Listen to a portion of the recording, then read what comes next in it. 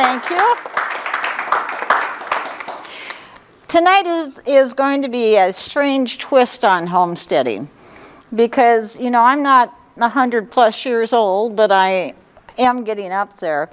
But one thing that I have is I was born and raised in western North Dakota.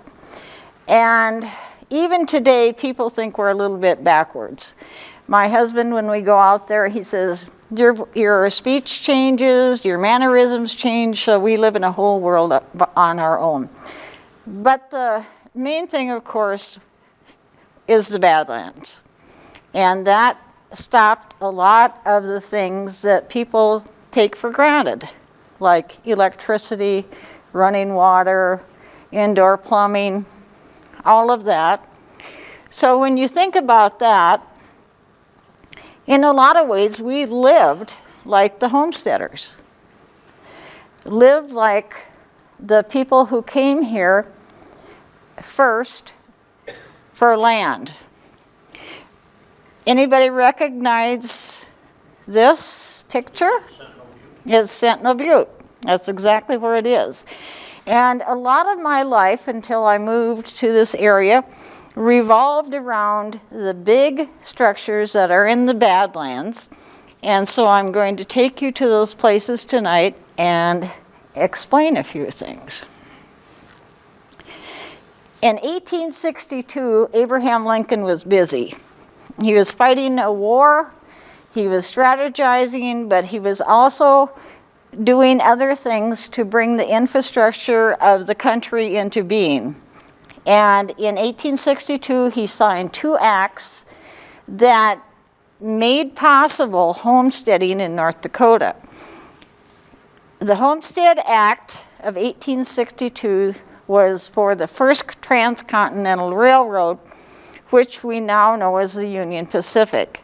In 1864, he signed another one, and that was for the Northern Pacific. And that is the railroad track that is right down here. That was the Northern Pacific Railroad. Along with that, he signed the Homestead Act.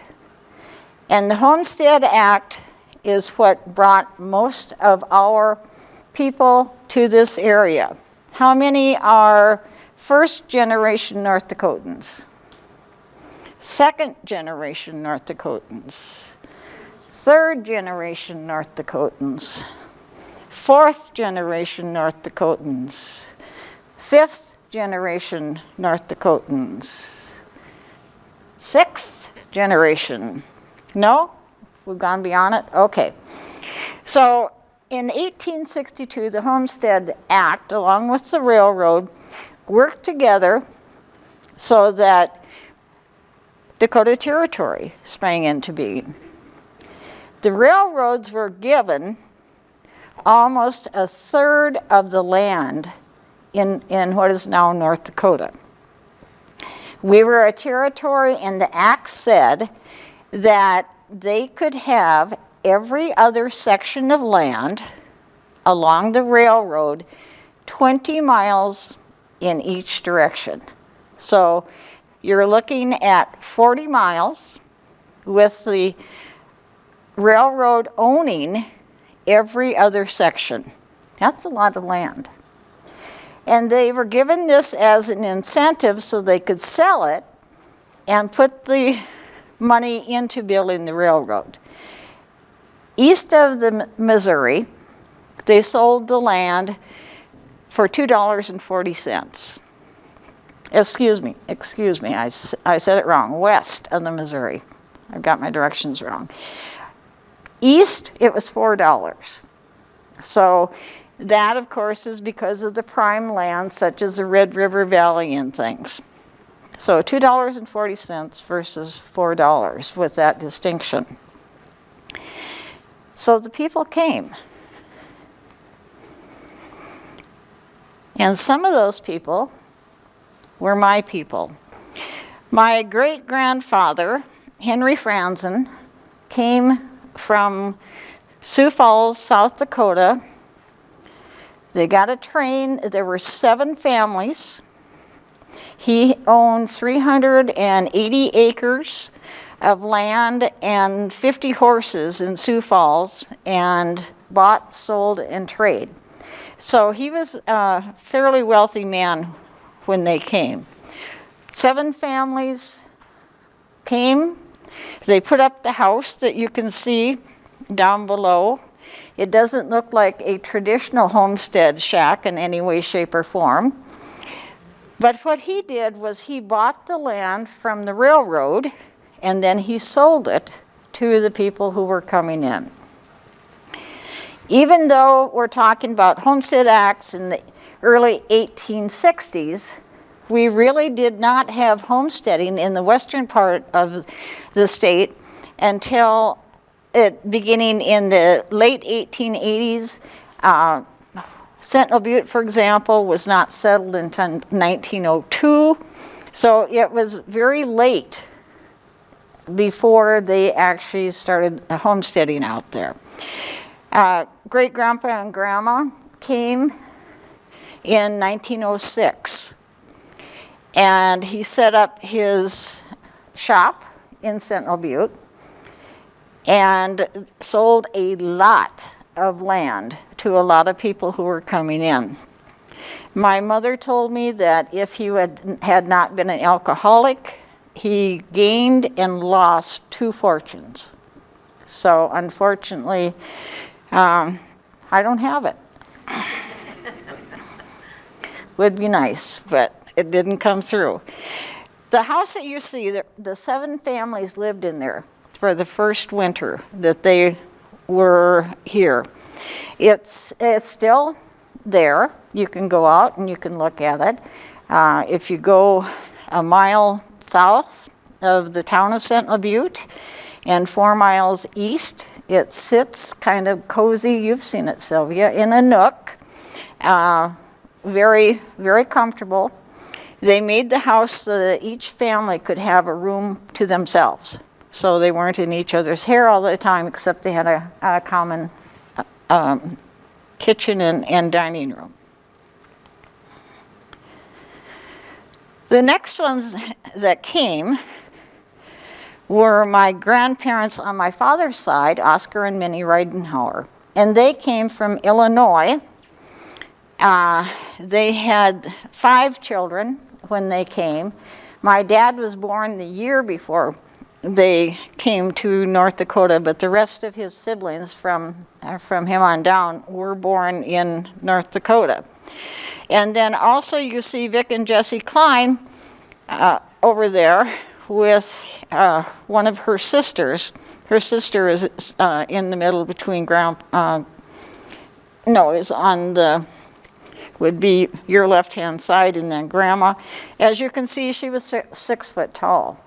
And she was born in 1887. Highly unusual for a woman of that time to be that tall. And they, my grandma was the Franzen. So she was Henry and Johanna Franzen's daughter. And this is their homestead. Now there's another structure in the background. Do you know what that is? Anybody recognize it? No, the hill. What is the? Anybody recognize the landmark? You know it. The highest place in North Dakota? No, No, that's in Amadon. You know it, Sylvia. What's the name of it? No, this is Square Butte. This is Square Butte, and this is my grandma and grandpa's homestead. The front building that you can see is their barn, and the second one back toward Square Butte is their homestead shack. So my mom and her 2 brothers were born in that shack, and also my great-grandma had 5 children before she married my grandpa, so there were 8 kids that were living in that house. That wasn't quite as bad as my great-uncle, my grandma's brother. They had 17 kids, and they lived in a homestead shack like that. So the Fransons were your great-grandparents? Yes, And then this is your grandparents? yes, yeah. Who painted the painting? That was my my sister-in-law's mother that did the painting.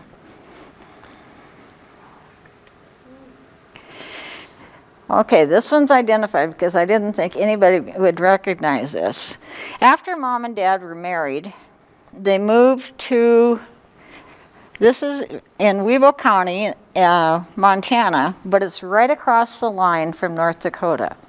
And we lived 7 miles from a town called Trotters. Has anybody ever heard of Trotters?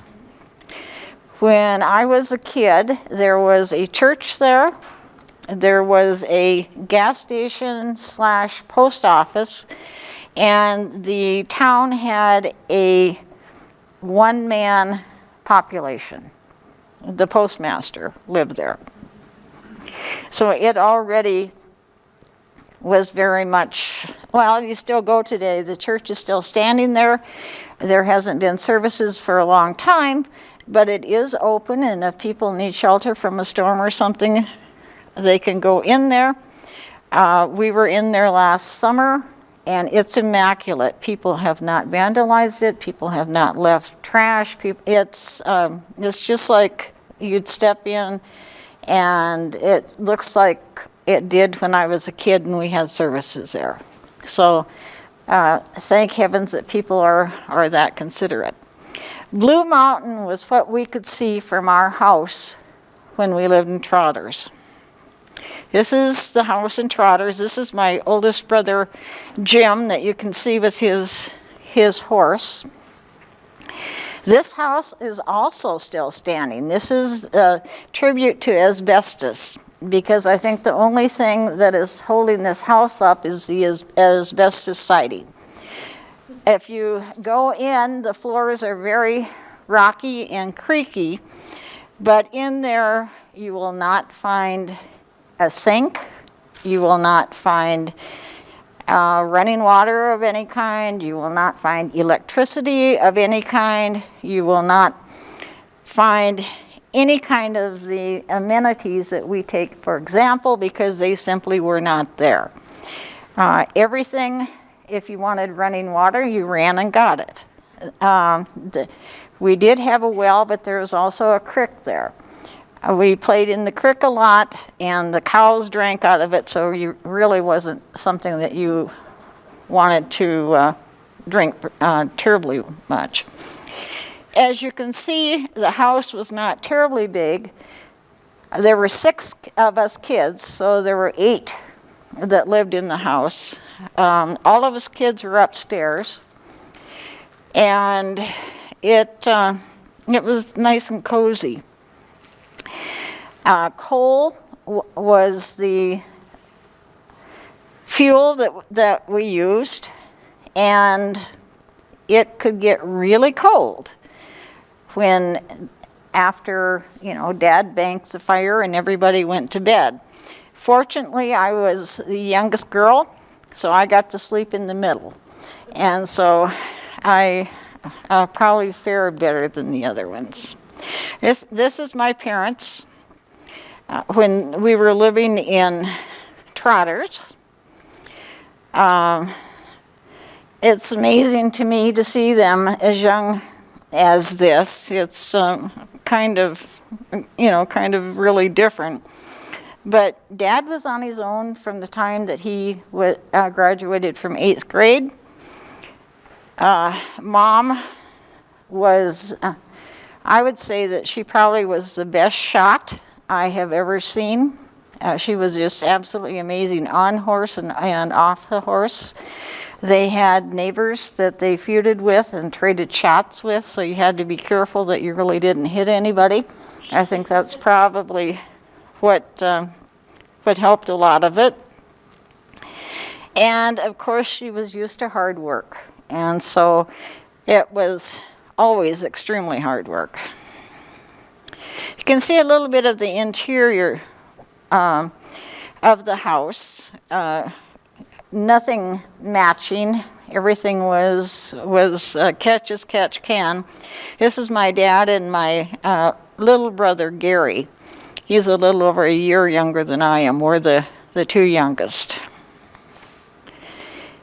And I had to promise my brother who sent me these photos that I would put this in because he wanted to make sure that everybody knew that I was Annie Oakley.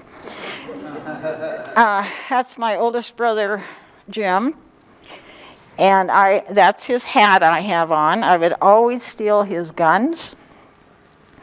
And he was fairly tolerant of me, but once in a while he got kind of tired, and then he had a horse and he took off on it, and then I would be very unhappy until he got back. And of course, they had the most modern equipment in the world when they were out making hay. As you can see, they used teams of horses, and then they didn't have those wonderful round bales like they do now. This is what you would call a binder. The grain goes through and makes bundles, and then ties the bundles, and then you would thresh it. We never did have a combine. We always had a threshing machine. And that was amazing in the fact that our job was always to get in the wagons and keep it leveled out. And you have never lived in your life until you have the chaff and the heat, and it's really interesting. I'm sure some of you can identify with that because we only got a bath on Saturday, and sometimes if it was during the middle of the week, it was kind of bad before we got to bath time. But you had that creek so close by. Yeah, that's true. Yeah. So we lived up there, mainly Dad broke horses for people. He rodeoed, hayed, and we had 5 sections of land, so a lot of cattle, a lot of horses. But we also had pigs and chickens and the whole gamut. Really, we were self-sufficient because when we needed vegetables, we had a huge garden. We raised our own meat. The eggs went into town, and the eggs paid for the sugar and the flour sometimes Mom ground the flour too, but the things like vanilla, things like that she wanted for baking, but it wasn't paid in cash, it was paid in eggs. And then when my oldest brother was getting to high school, the decision was made whether to stay in Trotters and board him in Beach so that he could go to school, or the whole family move so that we would be there for the rest of us as well. Up until that time, it was a one-room school out at Trotters. The memories that I have, the biggest memories of the whole time, was in, days like this. Dad had what he called a cutter, and it was really an old box turned upside down, and then he pulled him with 4 horses and would take the kids to school in that. So we were in this little enclosure. Usually Mom would start potatoes. She baked potatoes so they would be warm, and so we had them, and so we could have them to keep our hands warm, and then would have ashes to keep our feet warm too. So it wasn't like going to school like we do now. When it was nice weather, it was horseback. So it was about 5 miles to school, and we rode back and forth in whatever way we could. We moved to Sentinel Butte, and that was why you were looking at Sentinel Butte. And these are the 6 kids in front of the house in Sentinel Butte. It was a 4-square house where we lived. I'm the second from the right. I was the one with the blonde hair, so it was always easy to pick me out from everything. My hair was almost white blonde until I was about 6 years old.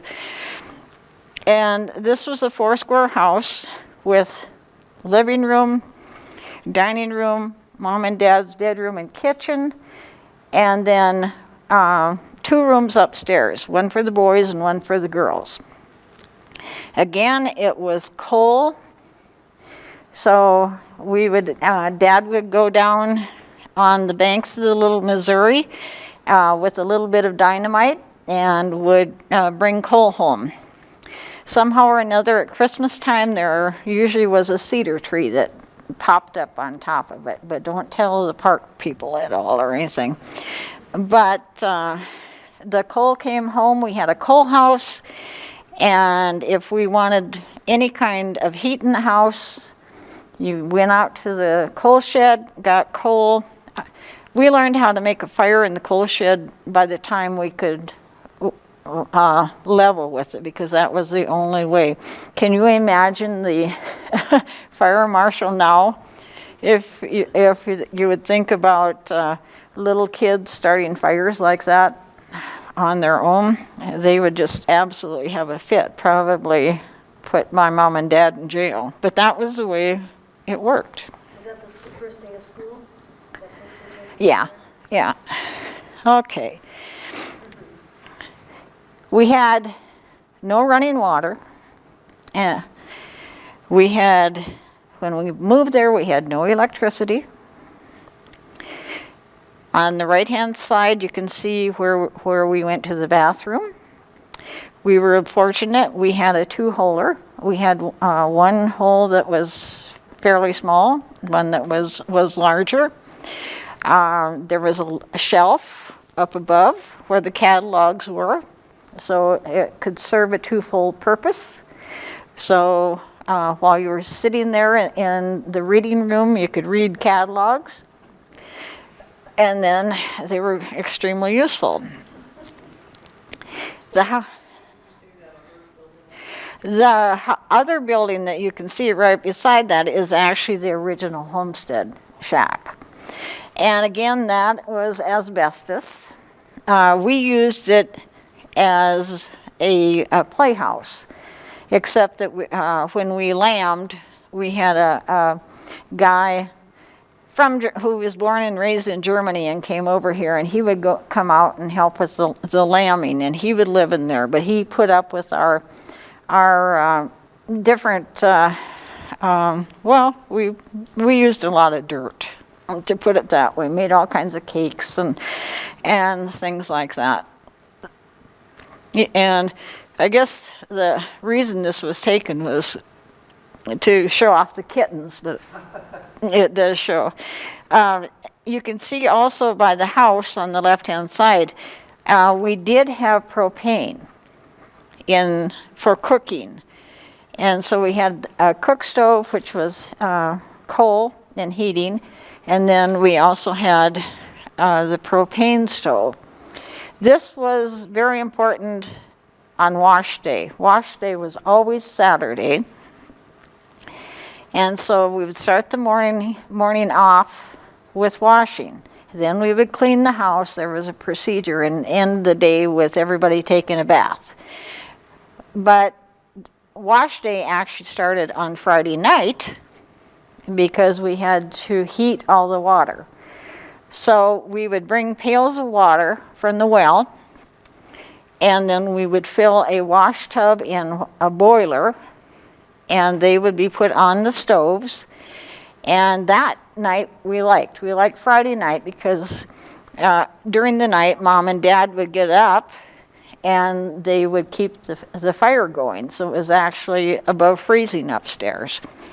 And so then in the morning, initially we had a gas washing machine, which put out some horrible fumes, just absolutely horrible. And then eventually when we got electricity, then we did have a real stove, washing machine that we could plug into the wall and have, it was much easier. And then of course after that, everything had to be ironed. So you sprinkled and you ironed and all of that. With those washing machines, you still had to heat the water. Oh, yeah, yep. Yeah, we had to heat all the water. Once we got into the hanging up outside from the washing machine, then the next bit was another tub that went on the stove, because then that was bath time. And we started from the smallest, so that was my brother, and then I was next, and then, so we went up the line, and the last one to take a bath was Dad. So we went all the way through using the tub. And I guess maybe we didn't smell so sweet like everybody has to with a bath every day, but everybody was in the same boat, so it really didn't matter that much. Marilyn, I have a question. Mm-hmm. Did you say that you moved to Sentinel Butte because your oldest brother was going to go to school? Mm-hmm. That's why you did that. And then High school. High school. And Mm-hmm. about how far was that from beach? From beach, Sentinel Butte is 8 miles from beach. And then you would have to add another 12 miles to our house from there. Oh, okay. Wanted to show you this because this was our car. Everybody, if you thought we had a new car because we didn't have anything else, you're wrong. This is a 38 Chevy that took us all around until we got a new used car in 1958.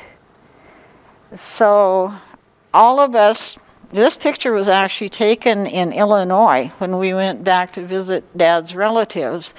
And so there were 8 of us that were in this car with our luggage on. Yeah.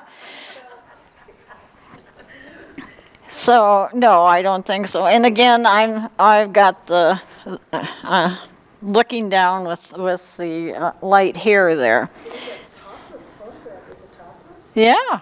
Yes. That was Illinois in the summertime, and if you've ever been to Illinois in the summertime, yeah, the humidity is terrible and the temperature is even worse. So we did not have a phone until I was 12 years old. We finally, there was a huge debate whether television was too evil to get or not until I was 13. So we had, I think probably Gunsmoke and the Lawrence Welk Show was the tipping point for us actually being able to get a television. But you know what? We really didn't, it was really no big deal when we got the television because we were so used to entertaining ourselves. And we all had chores that we had to do. We had pigs, we had chickens, we had sheep, we had cattle, we had horses. What did I forget? Anyhow, these are all responsibilities that we had. In the springtime, if you came into our kitchen, fortunately our kitchen was fairly good sized, there was a lamb pen in there. So if the lambs were born when it was snowy, they were brought into the house to dry them off. And so we had a pen full of lambs from about the middle part of March and through the first part of April. The calves could go in the barn, of course, so that they didn't have to, if in case of necessity. This car, we had big buttes in the back of our pasture, and that's where the sheep and the cattle always headed, and so we would have to go out and check on them. And you have not lived until your older sister gets the spare tire carrier down into the dirt so that you're stranded going up a butte, kind of like this. And then not being able to do anything and sending Gary and I, because she thought Dad would take it best from us, home, walking barefoot, to tell him that everybody's stranded up on the side of the butte. We had a lot of fun, horseback all the time. In fact, in the summertime, the only time we wore shoes was to church. And so on Sundays we wore shoes. Otherwise it was barefoot all the time. We had horses to ride. Our favorite was Tony the pony. He was a great horse. He only had 2 problems. He hated rattlesnakes, so when he heard a rattlesnake rattle, he stopped short. You either went under his belly or over his head, and then you froze to figure out where the snake was. And when he got tired of us, he knew a branch in one of the creeks where he could take us off. And so we would end up going home on foot again. So, but very enjoyable. We went to school in Sentinel Butte until I was a junior in high school, and then we moved into Beach. So life was very busy. We had a lot of fun. Now we know we did not have much money, but money really wasn't that important to us because we really, as I said, did a lot of bartering for things that we need rather than anything that was costly. In fact, when my oldest sister had appendicitis and had to get her appendix out, we traded her operation for one of our bulls. So, everything was on the barter system, the way it should be. I don't know if any of you have been here, but I just wanted to show you this. Sylvia has. She's gotten gas here. This is the Sentinel Butte Station, gas station. This is the only gas station in the country that is on the honor system. There are 102 keys that are out. My cousin gives keys to the people in that he trusts and in the surrounding area. He took over from his father, my first cousin, who had it for 30 years before Rick has it. He is there from 6 a.m. to 1 p.m., but then if you want something after that, you have your own key, which opens the gas pumps, which opens the door in, and you can get pop, or you can get beer, or you can get bread, you can get milk, or whatever that you want. And you either put your money in the slot, like Sylvia got to do, or you write it down. And in it's about 45 years that this has been going on. And in that time, only one person has tried to get away with not paying. And he was shunned so badly by the rest of the people in Sentinel Butte that he paid up, but he's never been given a key since. So life is a different situation. It's still much quieter, more laid back, and in the springtime, I always say my bells go off because I've got to go back. I've got to go back to the Badlands, and I have to go home because it's very important to me. I know that when I do this presentation for the kids in my class, they can't believe that anybody could possibly live without a phone, They couldn't live without television. The thought of no electricity is just beyond their knowledge, and no running water, go out to the bathroom at 30 below outside. You'd think that I was making it up, a fairy tale. But that's the way we lived. The only way we got electricity was the Rural Electric Act, so that they could subsidize the electricity coming out. They wanted to charge us $125 a pole for getting electricity out.